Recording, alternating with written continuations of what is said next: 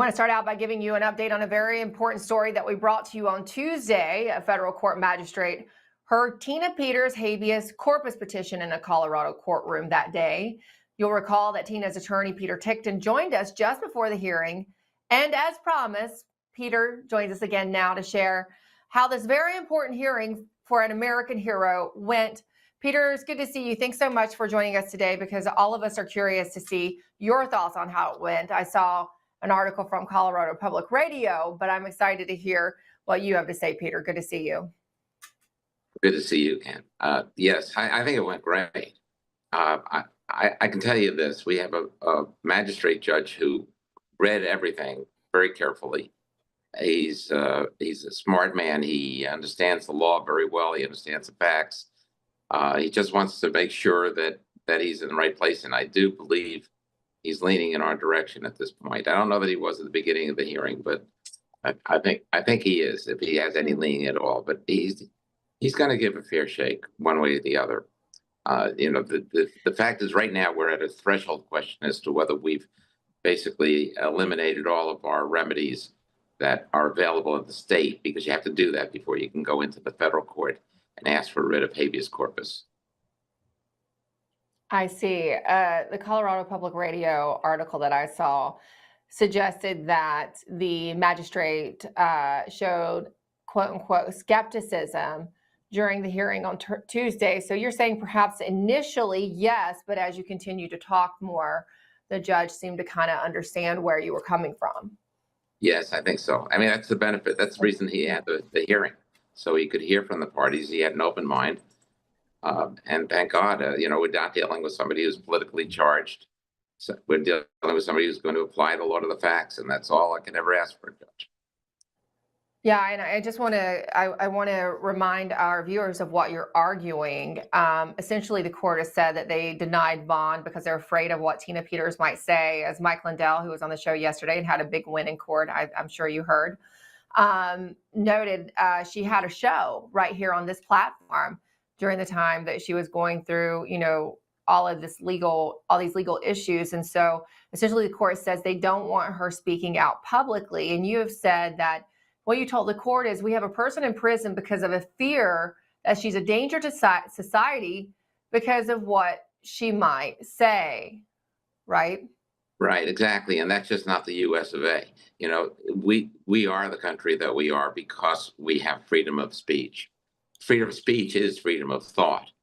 And because we're able to invent and grow and convey ideas, popular or not, we've been able to become, we're 4% of the world's population, but we've got 25% of its capital. Why? It's because of our ability to think out of the box, or the freedom to be able to think out of that box. So, there are three things that were going on. One is the fact that they violated the First Amendment in that she's locked up because the judge is afraid of what she's going to say. The second thing is she didn't get a fair trial. She wasn't allowed to present her defenses. And the third is the fact that there's a supremacy clause. So if you've got laws by the United States, it says you've got to protect and keep your evidences to the election for 22 months. It's not your choice to follow whatever bizarre things a Secretary of State might instruct you to say, what she doesn't even have the power. But the fact of the matter is, she wasn't even able to defend herself and put on her defense. Yet we are willing to get rid of those, to get rid of the issue as to whether or not those issues have been extinguished, and just deal with the question of the freedom of speech, because that's a really good position for us. We have three really good positions. Yeah, you do. And when you're speaking about the records preservation, I'll just remind our viewers that the Department of Justice, the Trump Department of Justice, has sent a records preservation letter, I guess is what you call it, to the state of Colorado for both, for a couple of election cycles. So, and noting that is according to the law that they're supposed to keep it, right? Which is what Tina was essentially doing. I want to talk about precedents for this, because the judge sounds like, and it sounded like the judge suggested that this is unprecedented. He said that he hadn't ever found a case in the history of the U.S. where a federal court granted habeas on an appeal bond And then he asked, well, given that, how would this be managed? So say she violates that bond, Tina does, which we know she wouldn't. Can the state court revoke bond? Since he's a federal court, does he revoke the bond? So he suggested that this is unprecedented. Is it, Peter? It's a little bit beyond what's been decided before, but there are many cases where it's been made very clear that bail bond can be subject of a habeas corpus application. And truthfully, there's never been one that's so one-sided as this, so clear.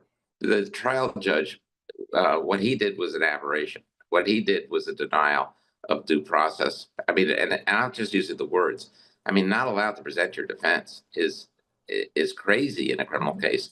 I mean, nobody in your audience would want to ever be in a situation where they're charged with a criminal case, an offense, and they're not allowed to have a defense, and that's what happened here.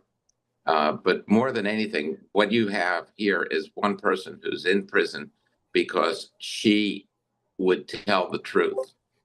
And that's really the thing. They're not afraid of her lying to the public and saying things that are not true. They're afraid that she's going to say things that are true. But these things are coming out now. We've got the right government in power right now. They lost the election. Those that cheated in the election lost it. So the powers that be are able to look at the election, and you're going to see things coming down the pike where you're going to see things about the machines not being what the machines would rather you believe they are. Well, one thing we certainly learned since 2020, Peter, is that there's no one more feared than someone who will tell the truth. We learned that through COVID. We learned that through election fraud. What do you think is a timeline on more of this information coming out, Peter? A lot of us have been waiting for a while now. Oh, I'll tell you, we heard something last weekend that was kind of startling in terms of Barack Obama, but that's just the beginning of it. The fact is, you're going to find out that things that are supposed to be only American are actually controlled from people that are in Serbia. You're going to find out that how they affect the vote, and you're going to see that we are in a situation where we actually have an election emergency right now, because right now we can't trust the voter rolls, which have what we call modified duplicates in it. So there could be Peter Tickton, and there could be another Peter Tickton, and another Peter Tickton, and another one, all with the same social security number, all with my same driver's license number, same address, just a different voter ID, and all of them vote. Now, how could this happen? And it's happening. So once the public understands what's going on, they're going to see that we really do have an election emergency that's going to have to be dealt with by the federal government. I agree. We actually have some news, more news out of the Trump DOJ related to Michigan and voter rolls and records preservation a little later in the show that we'll share with our audience. In the meantime, you noted the explosive news on Russiagate and the receipts that Tulsi Gabbard provided. Is this perhaps a strategic approach to revealing the information to the public? Because if the public understands, okay, this Russiagate hoax, it was really a hoax. And it was perpetuated at the very highest level of government. The buck literally did stop with the president. He had his hands all in it, Obama did. So given that and the way they lied about that and how the media was so complicit, then does that make the American public more ready to accept then the election evidence? Is this a very strategic phased approach? I understand that there are very big guns coming for Tulsi because they're not happy with this initial dump, and I know for a fact they don't want any information on election fraud or the machines to come out. Yeah, well, under Alina Habba, I was the one that did file the lawsuit, Donald Trump versus Hillary Clinton, and et al., including others like Schiff and Donna Wasserman Schultz and so on, Deborah Wasserman Schultz and so on. But so that's what that was all about. And we had a biased district court judge who basically threw out that case, but is coming up for appeal. Oral arguments coming in the next few weeks. And so that's probably going to get reversed. But the one thing we didn't have the real tie-in to Barack Obama. We had the rest of it. And so now we have Barack Obama as well. I mean, not that we didn't know, but we didn't have as much as what was just recently released. So You that's where that. knew. Oh, you You knew. knew, but you had to have the explicit receipts, and now you have them. So that's huge. Let us know when you have more developments on that front, because we definitely want to keep up with that. Before we run out of time, you did note that every day that Tina spends in jail is another day in hell. She's in a maximum security prison with murderers. You explained this to the judge, and that there is a real concern about her survival in this hardcore prison. How is Tina doing, and how does she feel about how her hearing went on Tuesday? She's optimistic. She felt that I did a good job. Thank goodness. The fact is that there's no getting around the fact that every day, what she explained to me was that every night she's surprised that she managed to live through another day. And imagine that.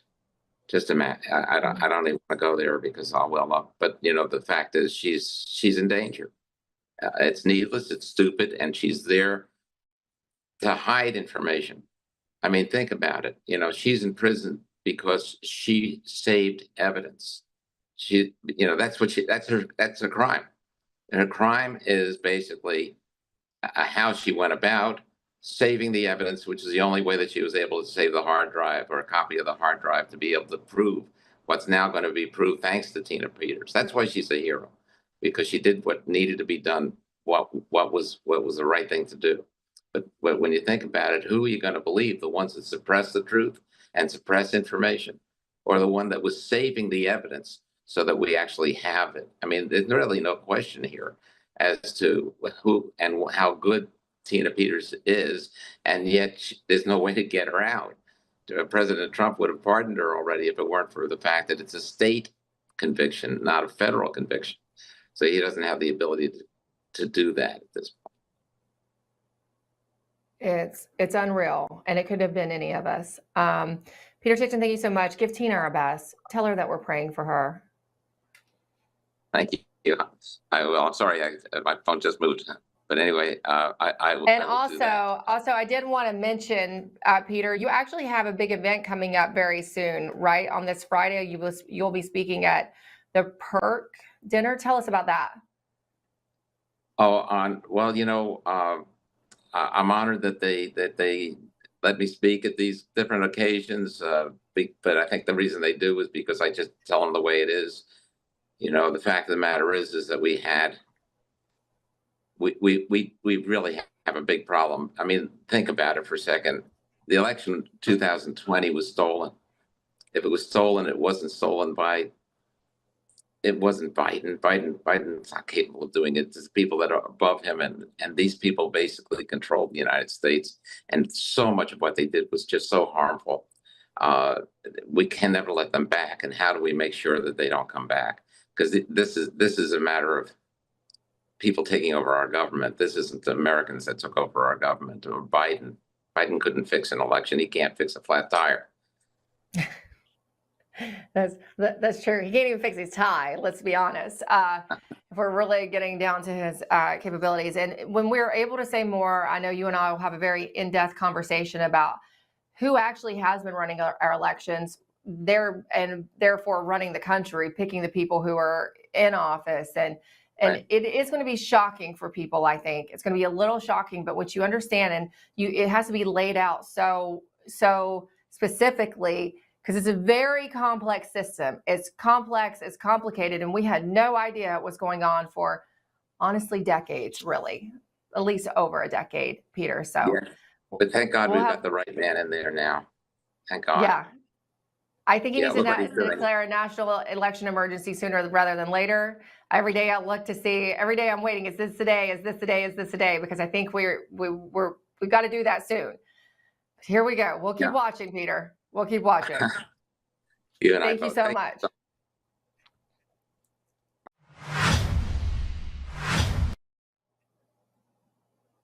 Sort of related. According to sources talking to the Absolute Truth, President Donald Trump is expected to announce his approval of an extended lease in Venezuela under for Chevron, the oil company Chevron, under the Maduro regime. Back in February, President Trump had terminated a permit issued by the United States government allowing the energy giant to pump and export Venezuelan oil. The anticipated announcement is the result of an ongoing effort waged by Trump insider Rick Grenell, who's the former ambassador to Germany and former acting DNI, as well as many conservative-aligned lobbyists, surprisingly. Now, Grenell has reportedly won out in a battle between him and the Secretary of State, Marco Rubio. Rubio was vehemently opposed to Chevron continuing to operate in the Latin American dictatorship. Oil operations in Venezuela arguably go to prop up the Maduro regime and cartel oligarchs, according to many former intel professionals and former chiefs of station in Latin America we talked to. Oligarchs with alleged ties to Smartmatic voting machines. And we're talking about who controls our elections. Funding from the regime also goes to push Tren de Aragua gang members into Western countries to create a destabilizing effect. And we have breaking news, exclusive breaking news on that front as well.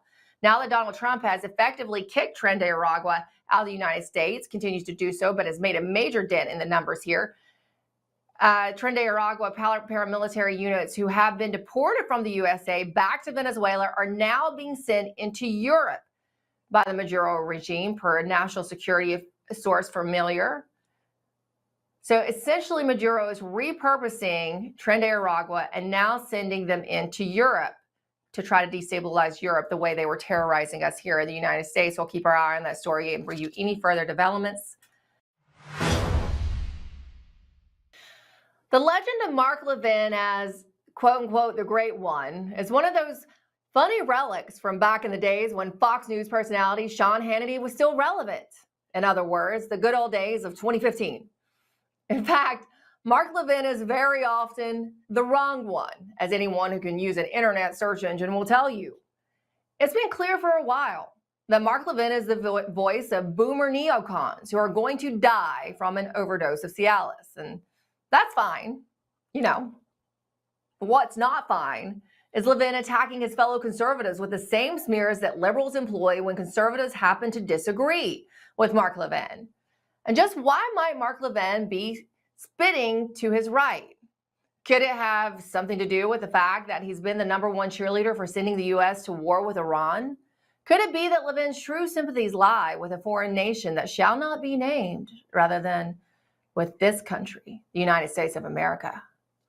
He wouldn't be the first. I'm going to go and show my support. There's a Republican Representative Brian Mast from Florida, who is the chairman of the House Foreign Affairs Committee. Here he is last year, parading around the halls of Congress in his Israeli Defense Force uniform. Before being elected last year to the House of Representatives, Randy Fine of Florida advocated for nuking the Gaza Strip in retaliation for the horrific attacks on October 7th. Congressman Fine also sits on the House Foreign Affairs Committee. Recent development, that is. Our next guest, Kurt Mills, the executive director of the American Conservative, pointed out that, quote, the only comparable level of foreign infiltration was accomplished by the Soviets. To discuss the apparently special U.S.-Israeli relationship, as well as the general goings-on in the Middle East these days, we're joined by Kurt Mills, his first time actually on our show. It's nice to meet you, Kurt. Nice to meet you. Thanks for having me. I follow you on X. I love your takes. I read your work. So I was, of course, encouraged to see that you obviously feel the same way that I feel about Mark Levin. And yet in the last few days, just the last few days alone, President Trump has endorsed his book, encouraged people to buy it, to watch his show. Why can't Donald Trump just quit Mark Levin? Look, I'm not going to psychoanalyze the president, but I think the essential appeal here is pretty clear. Levin is hiding the ball on his past and on his central policy views, which are basically unreconstructed George W. Bush neoconservatism, maybe even worse, frankly. And he is cloaking that by appealing to the president's vanity, which I think most would say is his Achilles heel. It is. But how much of an effect does, say, Mark Levin actually have on the foreign policy decisions that President Trump or his administration makes?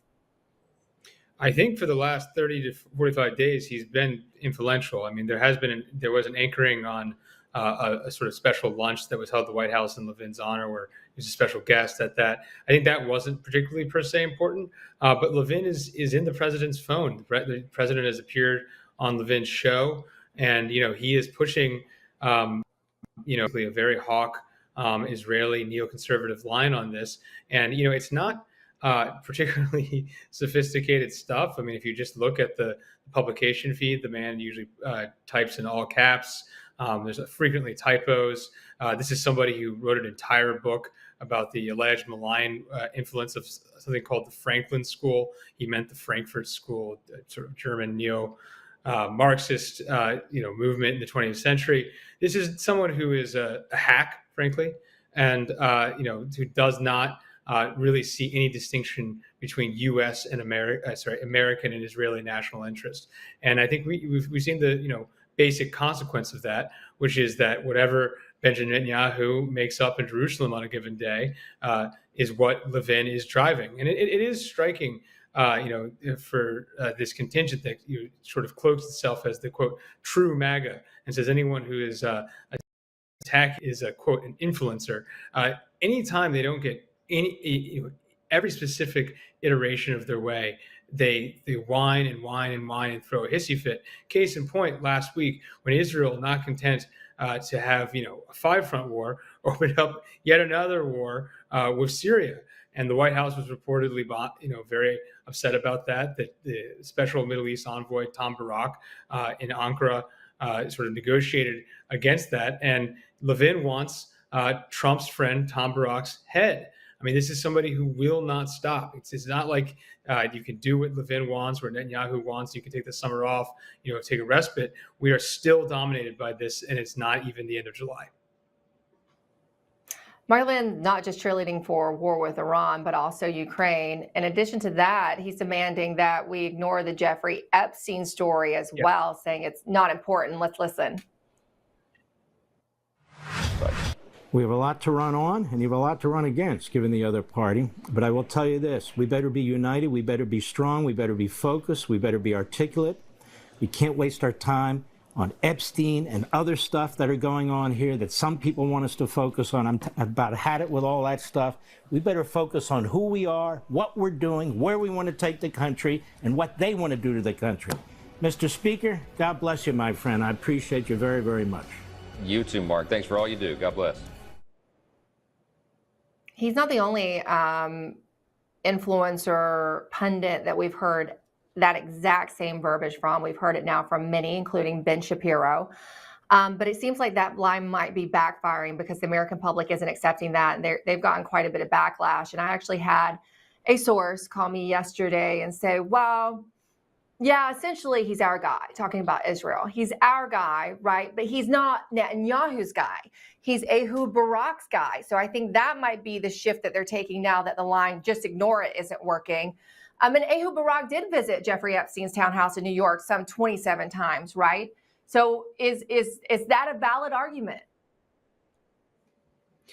Look, I think the administration made a tactical mistake in its handling of the Epstein case. It hasn't gone away. It's only metastasized in public interest since their initial approach. So I think that was obviously an error. Supermajorities of Americans want all the files released, including supermajorities of Republicans, based on all available data.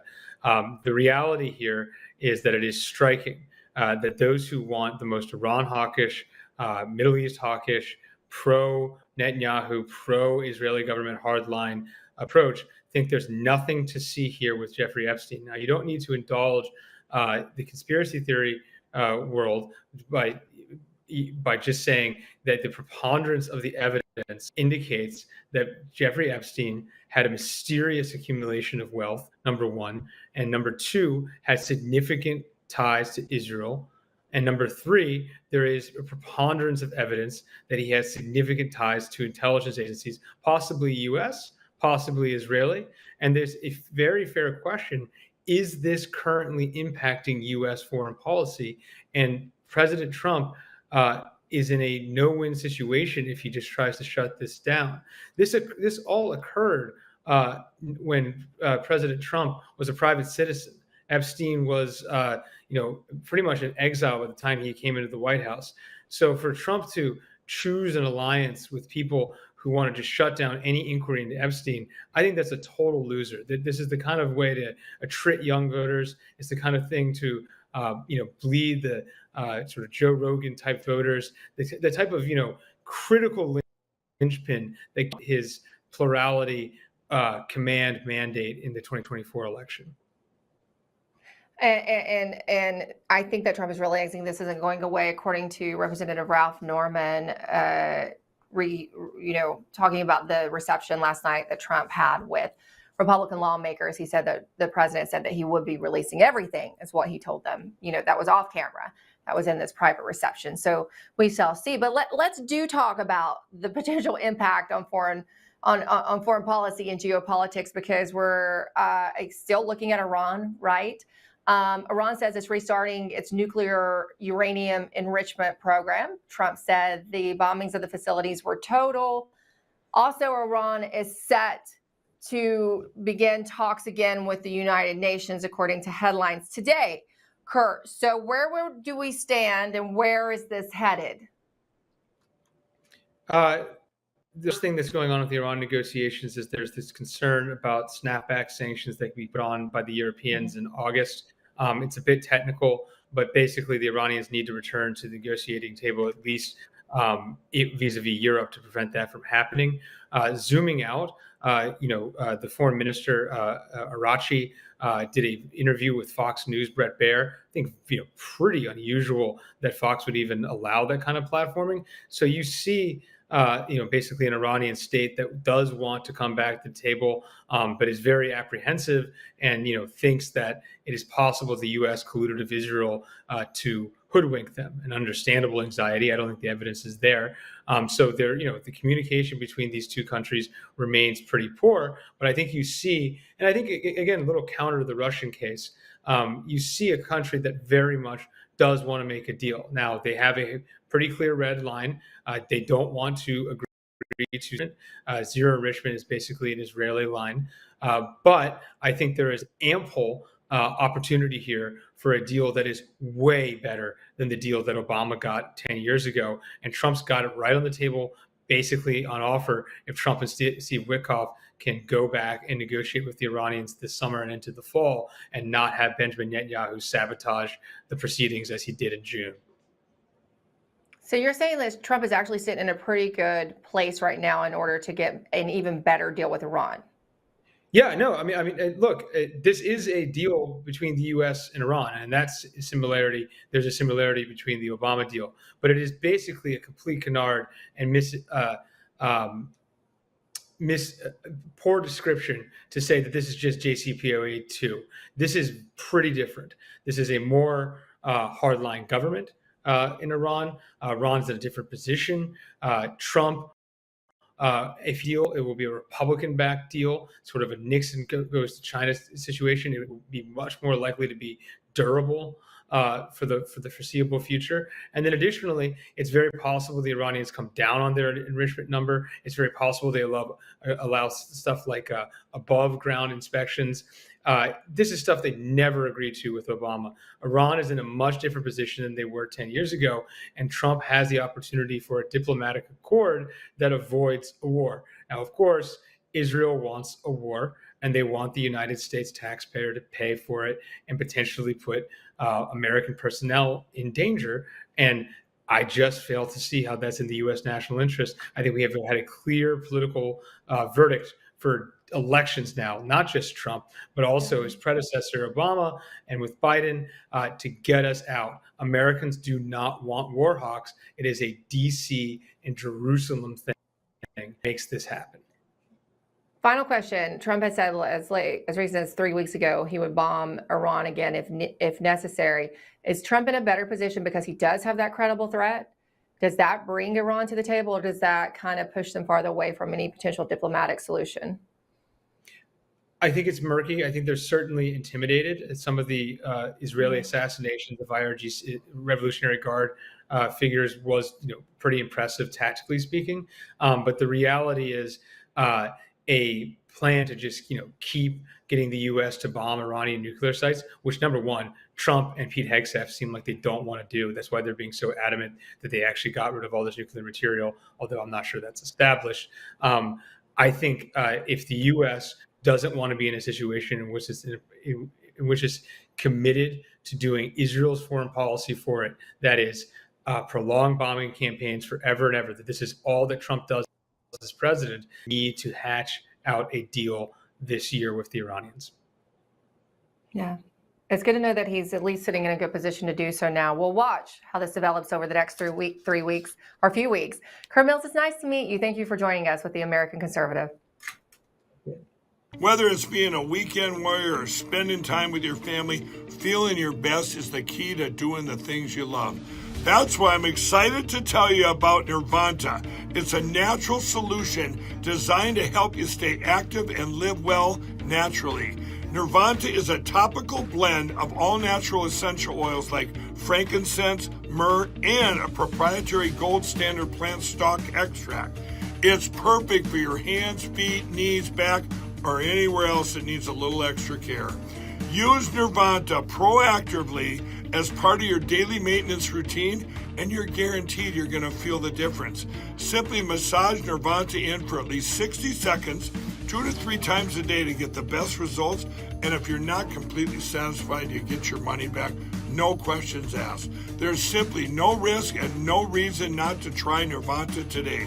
Right now, you get 15% off with code Lindell exclusively at NirvantaHealth.com. So stop reaching out for that medicine cabinet. Get Nirvanta instead and experience the difference. Go to NirvantaHealth.com.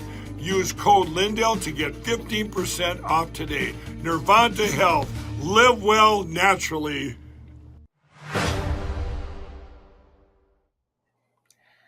As we covered here yesterday, the Trump administration's Director of National Intelligence, the great Tulsi Gabbard, proved how former President Obama and his top so-called intelligence officials, such as former CIA Director John Brennan, FBI Director James Comey, and Director of National Intelligence James Clapper, conspired to abuse their roles as senior intelligence leaders to undermine President Donald Trump's first term in office by smearing Trump as a Russian agent of influence.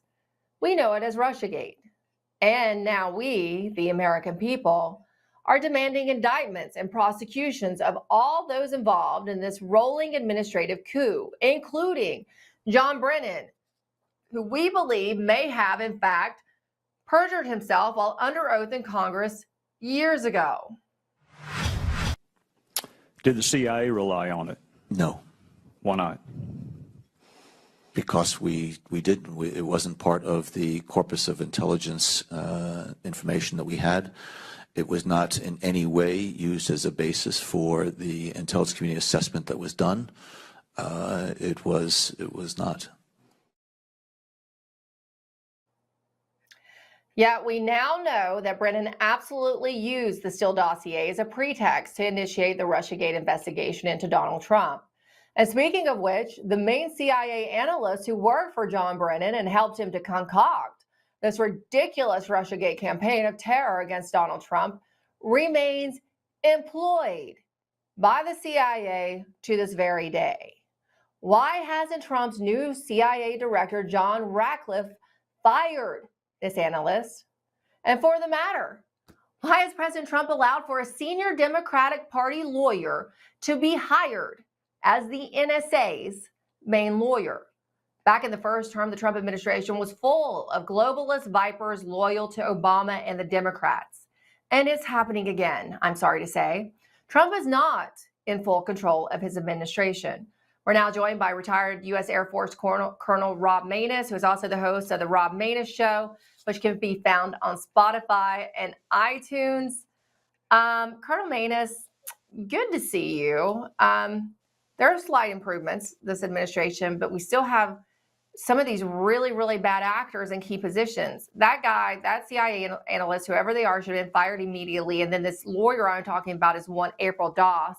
And I'll get into that a little bit more in just a moment. I think that the American people now, we've always demanded action, but now given the exposure by Gabbard of the full scale and greater exposure of the scale of the corruption, heads must roll, so to speak. Colonel Manus.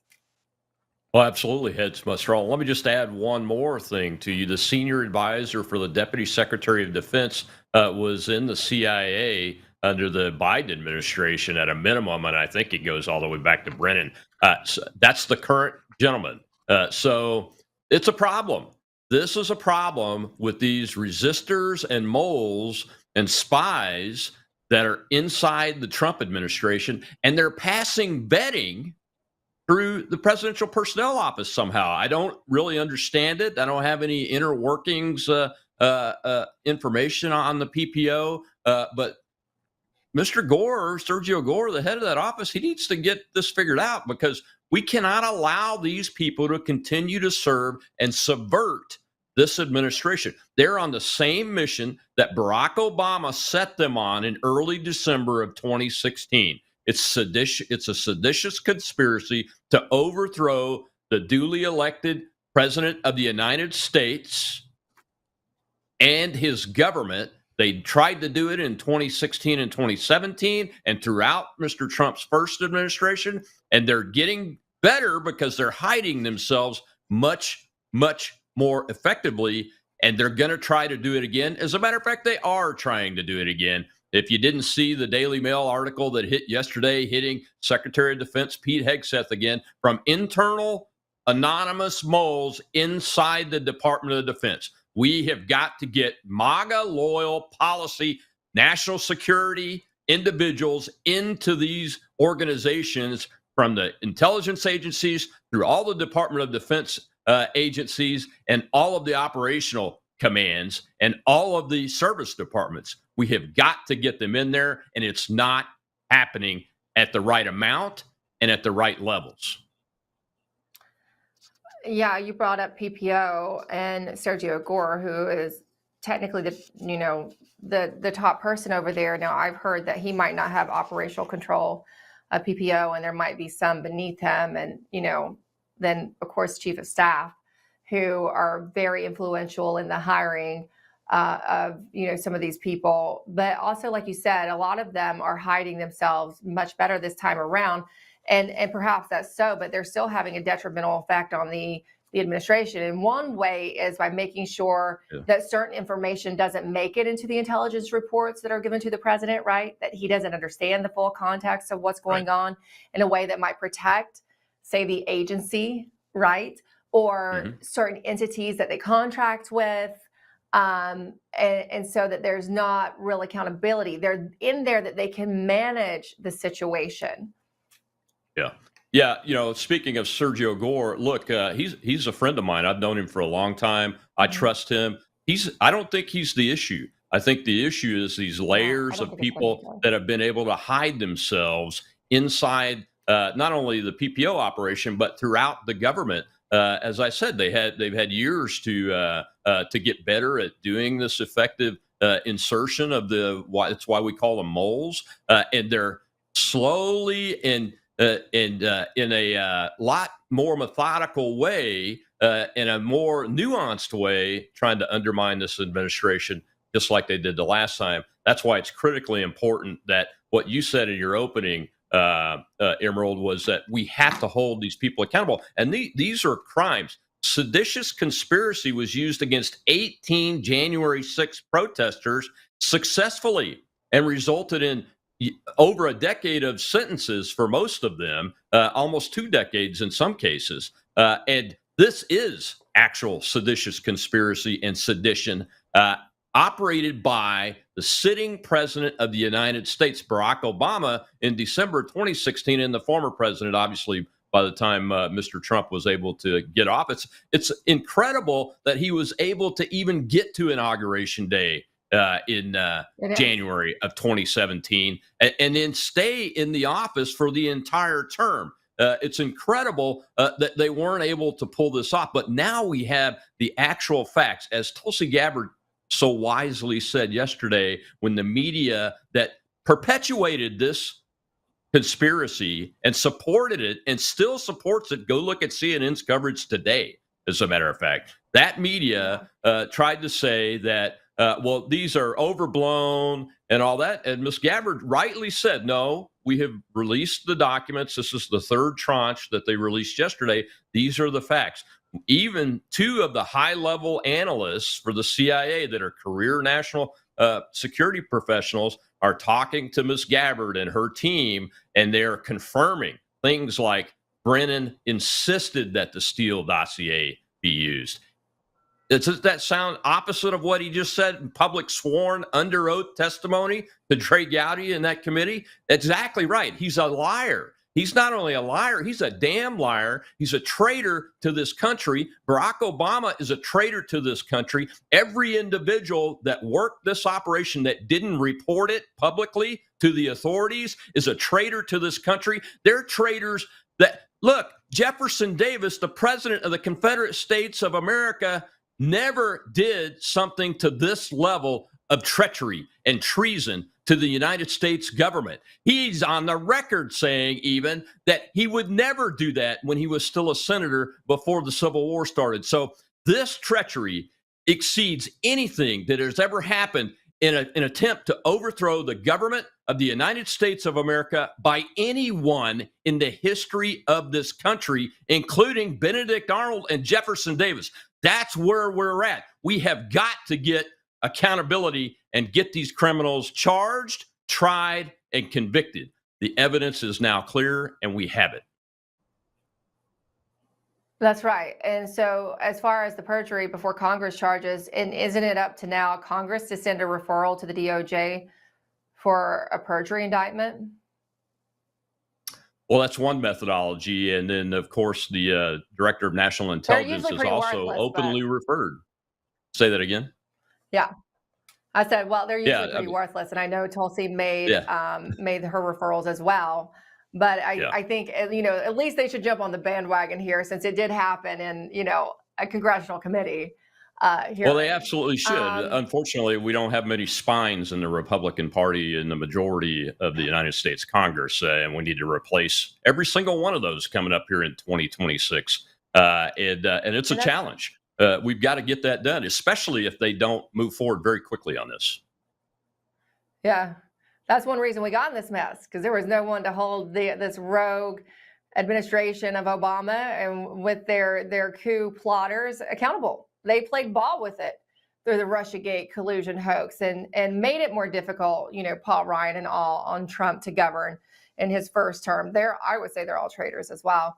Talking about elections, I did want to bring up one across the globe, because I keep getting emails from people in South Korea, and I know you look at that particular part of the world. I don't know if you knew I was going to bring this up, but I am concerned about it. It does sound like a lot of parallels from what we've seen in the United States and Brazil with Bolsonaro. South Korea, the former leader is in prison there. People are crying out that there is election fraud. Do you have any insight into what's going on there? Well, Mr. Gordon Chang and retired Army Colonel John Mills, retired Colonel Grant Newsham were part of a team of international observers that went over to observe this last election in South Korea. And according to their report, there are 5 or 6 things like preventing observers from the opposition from coming in and observing the election polls. Does that sound familiar? Nefarious activities with the digital election systems that have been suspected, and they're looking at how to document that today. You mentioned the previous presidents in prison, and the strong suspicion is that the CCP, the Chinese Communist Party, has so heavily infiltrated the party that actually won the election that they had almost total infiltration, which means they're inside the digital systems of the election systems, much like we suspect that they are inside the digital systems inside the United States of America, at least in large parts of it, or have attempted to do so. And they also have the ability to do things like, remember the 20,000 fake driver's licenses that were found in California? That came right out of China, if I remember correctly. And so they have the ability even more so to do things like that. So it's highly suspect that this election was really valid. I think there were further reporting from Mr. Chang and that team is going to be happening over time as we see this. And he's still talking about it today. There were massive protests in South Korea, I think yesterday and the day before, about this issue. They don't believe that they'd had a valid election, and there are calls for new elections, and there should be new elections. But most of all, the CCP has infiltrated the country similar to the way they have infiltrated every single institution in the United States, even Microsoft Systems that does the National Nuclear Security Administration, the folks that take care of all of our nuclear weapons. All of them have been infiltrated by the Chinese communists. We are in dire straits. South Korea is also in dire straits. We need to make sure that we're helping them figure that out so that the people of South Korea that are freedom loving, that believe in freedom like those of us in the United States do, and are our allies, are still there to be a block against the communists in North Korea and the communist Chinese. You know what? You're absolutely right. And there are a lot of freedom-loving people there because I'm getting so many emails from them because I guess they've seen that I cover election fraud here in the United States and have found a way to reach out to me. So it's kind of incredible. We'll keep our eye on that. Thank you so much, Colonel Manus. It's always good to catch up with you. I love your passion about cleaning up the government and the deep state. It's got to be done. I was part of it for over 30 years of my life. Our institutions are being destroyed before our eyes. We got to get more of the right people in. Hey, Matt Lohmeyer was just approved as Undersecretary of the Air Force. That's a big victory for Donald Trump in America. It is. He just looks the part. Yeah. He's central casting, as Trump would say. It's good to see you, Colonel. There you go. Good to see you, Amber. Speaking of election fraud, we have some breaking news on that front on this Thursday. The Department of Justice has issued a letter to the Michigan Secretary of State asking for the following information. Number one, a list of election officials responsible for qualified voter file maintenance. Two, documentation of list maintenance actions. They're asking for the statewide voter registration list data along with key list maintenance metrics. They want the unique voter ID practices and ineligible voter identification and removal information.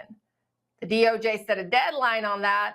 That's the end of this month. So in a matter of days, according to our friend Patrick Kolbach, a former Michigan State Senator, that item one, the list of election officials responsible for qualified voter file maintenance, could likely be converted into an indictment list. We certainly hope so.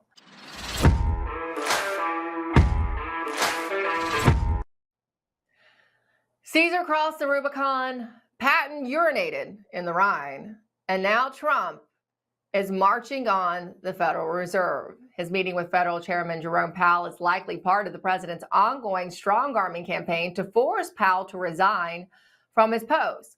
And here's why Trump wants him gone. It's something you sort of have or you don't have. They don't. The job he's done is just terrible. He ought to raise interest rates. You know, we should be at 1%. We should be leading the world. Instead, we're paying 4%. And if you look at what that means, that's over $1 trillion in interest that we have to pay. That with the striking of a pen, we would be saving more than $1 trillion. Is that right, Scott? Yes, do you have anything to say about it? And it's true. The biggest impediment to young people, a lot of people I'm talking to, from buying their first homes is the high interest rate, which is being propped up basically by Jerome Powell. Given that inflation rates are the primary reason for why a Fed chairman would keep interest rates and that interest rates are back down to nearly 2%, which is where the Fed wants them, or the inflation rate rather, it seems Powell is keeping these rates high, potentially, out of his spite for Trump. Here's a mostly squealing MSNBC host at Treasury Secretary Scott Bessent about the dangers to the market if Trump fired Powell. Should the president just simply say, I'm going to let the Fed chair finish his term? Wouldn't that supply a degree of comfort and stability to the markets that seem to rattle every time the president suggests that Powell should go? Well, I'm not sure where that question comes from, because President Trump has repeatedly said he's not going to fire Chair Powell. Okay, so He might like for him to resign, but he's not going to fire him.